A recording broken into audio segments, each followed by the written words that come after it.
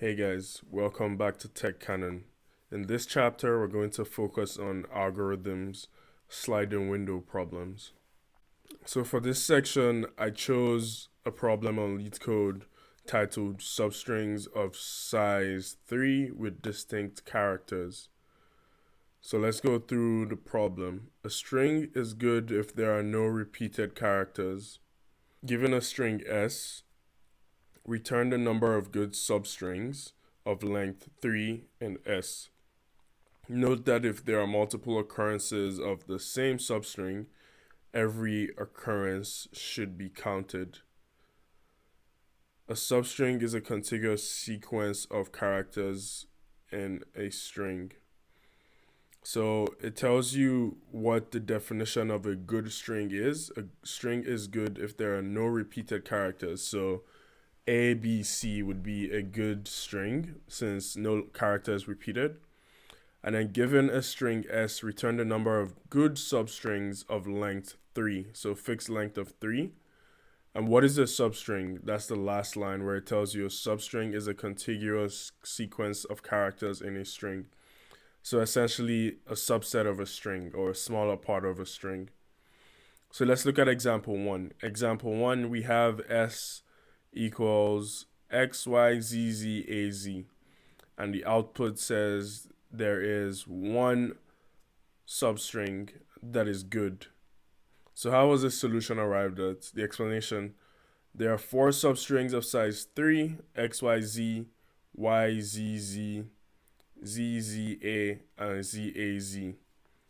So if you break this string down into only three characters starting from X, the first three are X, Y, and Z. After X, the next three starting from Y will be YZZ. Next, starting from Z, you have ZZA, ZAZ. And those are the only four substrings in this string. Now, out of all those four, the only one that is a good substring is XYZ because there are no repeated characters. Same goes for example 2, AAB, ABC, ABC. The first three characters are AAB, the next three are ABA, the next three starting from B, BAB, and all the way till you have the 7 substrings. So the only good substrings out of these 7 are ABC, BCA, CAB, and ABC. Now if you notice, ABC appears twice, but we'll still count that as a second occurrence because in our problem, it says note that if there are multiple occurrences of the same substring, every occurrence should be counted. So it doesn't matter that we've seen ABC before, ABC should still be counted. So 4 is the answer here instead of 3. Now constraints. We're given constraints that our string length will always be greater than or equal to 1 or less than or equal to 100. So we can't have an empty string. So that's good to know. Another thing is that the string consists of lowercase English letters. So when we're doing our evaluation, we don't have to worry about the case where uppercase letters may exist or numbers or special characters. It simplifies it for us in that it's only gonna contain lowercase English letters every time. So that's good to know that we don't have to worry about creating code paths for those conditions. Now let's walk through the intuition of this algorithm. Using example 2 as a case study where we have input string as A, B, C, and expected output of 4, we're going to evaluate this string. So now if we're to look for the first 3 characters in this string, the first 3 characters we have are AAB. And what we're going to do now is check if AAB is a good string. AAB has a repeated character A, so this is not a good string. So like I mentioned previously, this is a sliding window problem. So what we're going to do now is slide our window to the next substring to evaluate. So the next substring we're going to evaluate is ABA. ABA is not a good substring. So we slide our window again. We have the next three characters, B, A, B, which has a repeated character B. So this is not a good substring. We slide the window again. Now we have ABC. ABC is a good substring. So we count now that we've seen one good substring. So we evaluated 4, we only found one good one. So now we keep track of how many good substrings we've seen. We slide our window once again till we see BCA. BCA has no repeated characters. This is another good substring. So our substring count is now at 2. We slide the window one more time. Now we see substring CAB. CAB has no repeated characters. This is another good substring. We slide the window one last time till we see ABC. ABC is a good substring, so we count 4 at this point. Now, there are no more characters to evaluate, and how do we know that we've gotten to the end? Once we get to the point where we are at the third character from the right, which in this case is A, we know that the second pointer is going to be at C, and there's nothing else to evaluate at this point. So whenever we get to the third pointer from the right, we know we can stop evaluating, so terminating our loop or check in this case. Now let's look at the problem on LeetCode and try to solve it in Java. So on LeetCode, you're provided a countGoodSubstrings method that takes a string as input, which is the string we're going to evaluate, and returns an integer data type in Java. So now let's get right into implementing the intuition that we talked about. Remember, we said we have a substring of size S for which we are trying to evaluate if there is a good substring. So we start with XYZ. XYZ is a good substring, so we count that, go to YZZ, then we go to ZZA, and now we evaluate ZAZ to essentially slide our window all the way to the end of the string. So based on that, we definitely need a way to keep track of how many substrings we've seen that are good, right?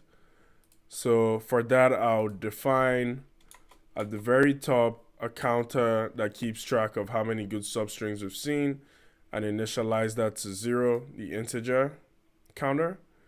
So every time we see a new good substring, we could just increase that by 1. Now, how do we check to see if we've seen a good substring? Remember, we're going from X here all the way to Z, which is where we stop our evaluation because that's the only place we could get a substring from Z to the end of the string.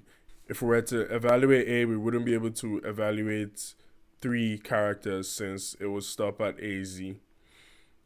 So for that, we need to loop through from the start of the string all the way to the third from behind character of the string. Now, how do we do that? So we start from position 0 to position 1, position 2, position 3. Now a string contains 6 characters and we're going to stop at position 0, 1, 2, 3, position 3. So we're stopping at the third character from behind. So to create a loop that goes through that, an easy way to do that would be to create a for loop like we see here that goes from position 0 all the way to the third character from behind. Note that we're using less than or equal to here to make sure we include that character, which is the third from behind, which is Z here. So we're going from 0 all the way to n minus 3, including this Z character here. So now we have a loop that is going to evaluate the substring starting from start to finish.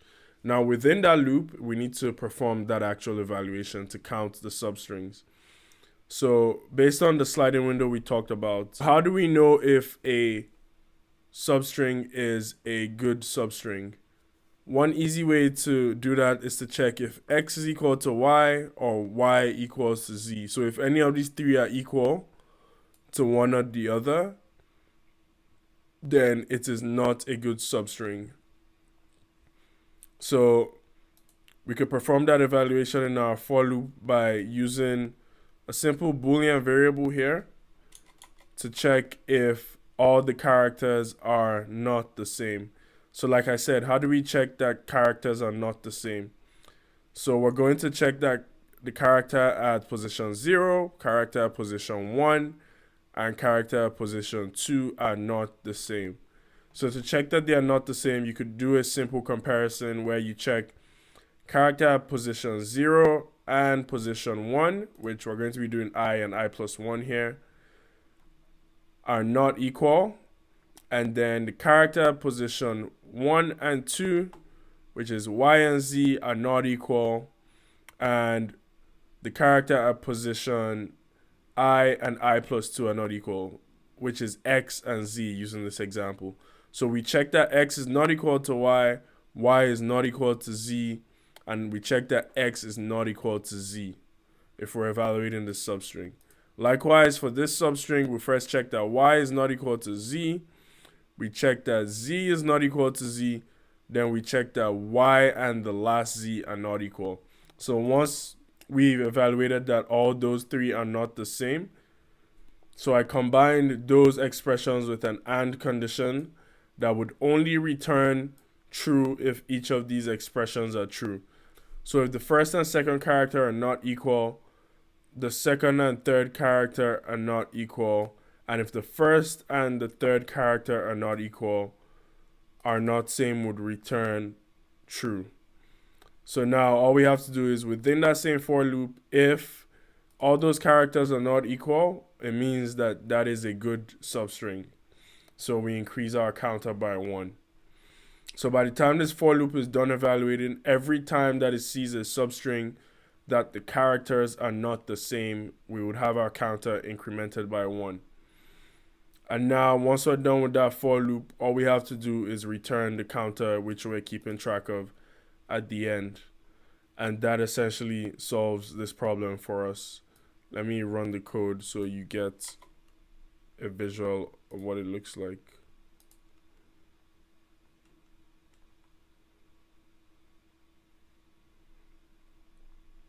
Cool. So now let's talk about the time complexity and space complexity of this algorithm. So remember how we talked about the sliding window? We're sliding from the start of the substring all the way to the end of the very string. So the time it takes to evaluate this is essentially determined by how long our string is. And if our string has n characters, we would need to evaluate all n characters. So the time complexity of this one is O of n. Another thing that would help you understand this is if you take a look at the start, all we did was we created a counter, so no expensive operations there. We have a for loop that goes from 0 all the way to n minus 3. So you could technically say this is n minus 3 time complexity, but for the sake of big O notation, n minus 3 and n mean the same thing when you're talking about time complexity. So we just call this big O of n, since we're only looping through once and performing those evaluations, and then we return the counter. Now in terms of space complexity, this algorithm doesn't define any new data structures. It's always going to just use this one integer counter. It's always going to use the same variables in the for loop. It will use the same are not same boolean every time, which means we're only using a constant amount of memory for this algorithm every time. So when we're defining constant time and space complexity of algorithms, we express that as big O of 1. So this has been Sliding Window on TechCanon using count good substrings from LeetCode as an example. Thanks for listening. Look forward to seeing you in the next chapter.